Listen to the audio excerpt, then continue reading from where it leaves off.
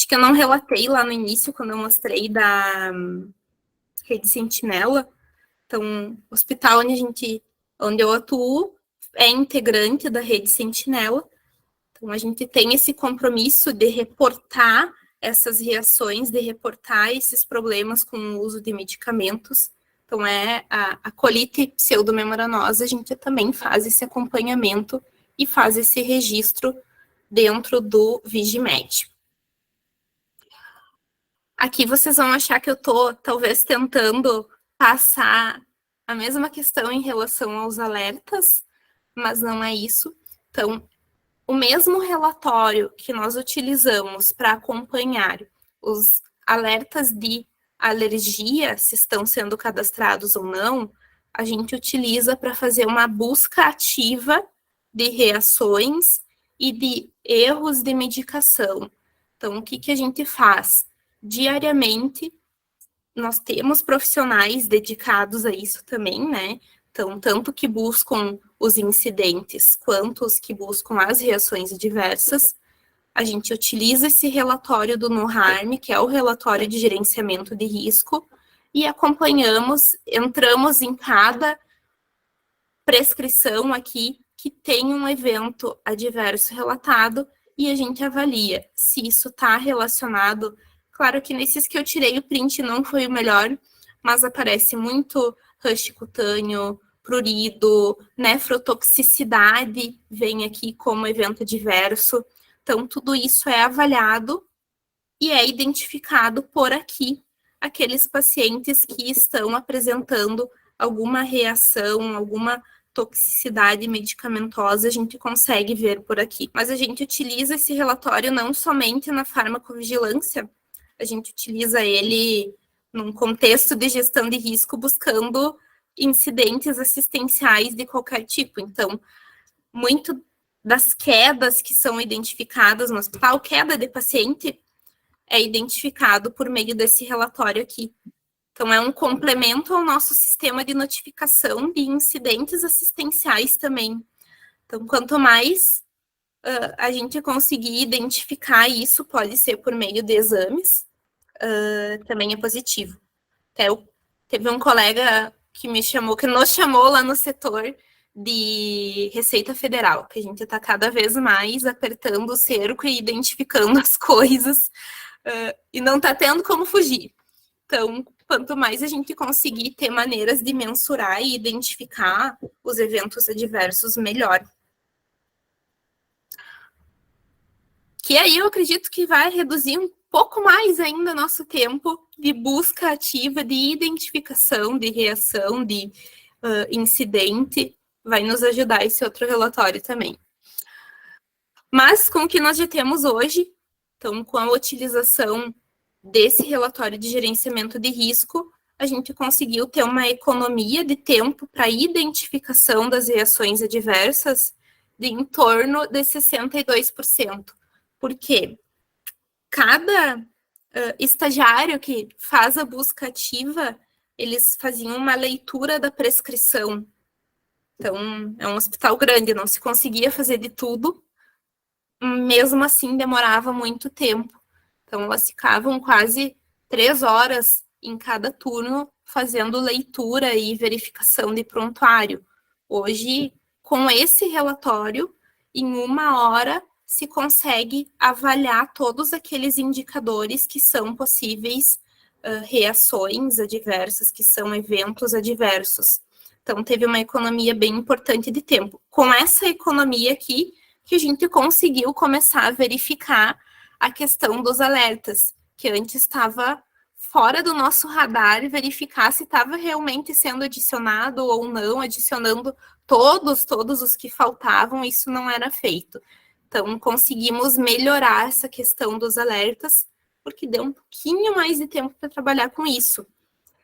E o que eu falei ali que dos critérios rastreadores em relação aos medicamentos que são prescritos, que a gente está avaliando se vai continuar utilizando o filtro, é que a maior parte dos que a gente encontra no filtro por prescrição de antihistamínico, de vancomicina via oral, a gente já encontrou no relatório ali com os indicadores, com os termos que a parte do No Harm Care nos proporciona. Então, uma coisa que a gente está avaliando se vai continuar ou não. Talvez cabe a gente trabalhar mais em cima das ferramentas, trabalhar com esse outro relatório que a Ana comentou, do que a gente continuar com um processo que está sendo redundante. Então, é uma forma também de fazer busca ativa. Com essa mesma ferramenta, como eu já comentei agora, a gente utiliza para gestão de risco, para buscar incidentes assistenciais. Então, também é uma coisa que nós utilizamos hoje, só porque eu sou farmacêutica também, faço essa parte da farmacovigilância, e conheci ali o No Harm e, não, colegas, a gente vai utilizar esse aqui, porque está trazendo muita coisa aqui. Nós precisamos verificar esses termos aqui, porque tem muito incidente que está aparecendo aqui nesse relatório que não está no registro da notificação voluntária. Então, foi uma coisa que a gente conseguiu fazer. Dessa maneira, nós tínhamos que fazer, pelo motivo de subnotificação, alguns acompanhamentos de indicadores lá do núcleo de segurança do paciente eram feitas através de coleta de dado de planilha manual que ficavam nos setores, que era anotado ali diariamente. Enfim, eles não registravam tudo aquilo no sistema. Com a vinda desse relatório de gestão de riscos, a gente conseguiu retirar as planilhas de coleta de dados manual nos setores dos indicadores de incidência de lesão por pressão. Por quê? Porque a gente é um dos incidentes que a gente mais consegue identificar ali no relatório de gerenciamento de risco. Então, sempre vai puxar, porque se está evoluído LPP, lesão por pressão, LP sacral, ele vai nos trazer esse termo, nos sugerindo que aquele paciente tem aquela lesão por pressão. É claro, precisa de um profissional para entrar ali e avaliar se realmente ele está apresentando, se aquilo já tinha sido registrado ou não, mas a gente conseguiu tirar essa planilha. E além de tirar, quando a gente identifica uma lesão por pressão por meio do relatório, por meio da busca ativa, que não foi registrada de forma voluntária, também é uma maneira de a gente fazer uma certa cobrança de, viu, não estão registrando, porque esse mês a gente teve 30 lesões por pressão e 10 foram de busca ativa. Só 20 foram de registro, tem que começar a registrar mais. Então, de certa maneira, sim, se sabe que isso está sendo visto, mas que não exime a notificação, porque vai ser cobrado que aquilo não está sendo registrado. Então, uma forma que a gente vai achando jeitinhos de trabalhar com as equipes, não que é na pressão, mas de a gente mostrar que não precisa ter medo de registrar, porque de qualquer maneira isso vai ser identificado e é para a gente trabalhar pela melhoria, pela segurança do paciente. Depois de encontrada essa suspeita de reação, o que a gente vai ter que fazer? A investigação e a análise dessas suspeitas de reações. Aí também, cada local vai ter a sua forma de trabalho, assim, a ferramenta que a gente tem não importa.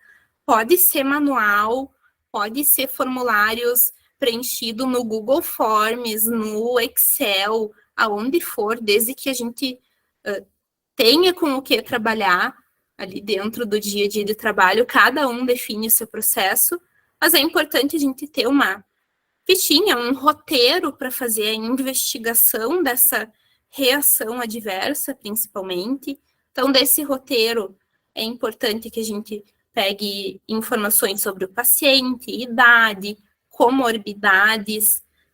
É uma coisa que é bem importante a gente fazer esse checklist, porque às vezes a gente encontra uma reação que a gente acha que é uma reação, poderia ser um sintoma de uma reação, mas talvez está relacionado a alguma comorbidade que o paciente tenha, um paciente que já venha talvez com uma insuficiência hepática, toma um medicamento que é metabolizado pelo fígado e vai ter talvez uma reação ali que ele não teria se não tivesse aquele problema hepático.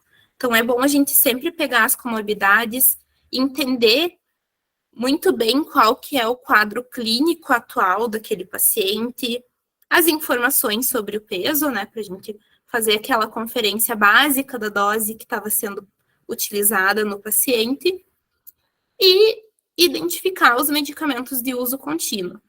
Claro que tem alguns lugares que tem o processo de conciliação medicamentosa, então na admissão do paciente.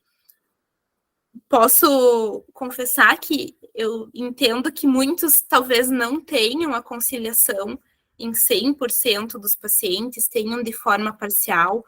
Então, quando não houver esta conciliação, quando não tiver a conciliação medicamentosa realizada, é bem interessante que no momento que a gente vai fazer entrevista com esse paciente, que vai coletar as informações sobre o paciente, ou com o paciente, ou com um familiar, o cuidador que ele tenha, que a gente aborde questões das medicações de uso contínuo, porque a gente pode acabar encontrando um paciente que está utilizando as medicações duplicadas, e aí aquela reação que a gente achou que era reação, não é uma intoxicação, é uma dose que está acima do que aquele paciente poderia utilizar.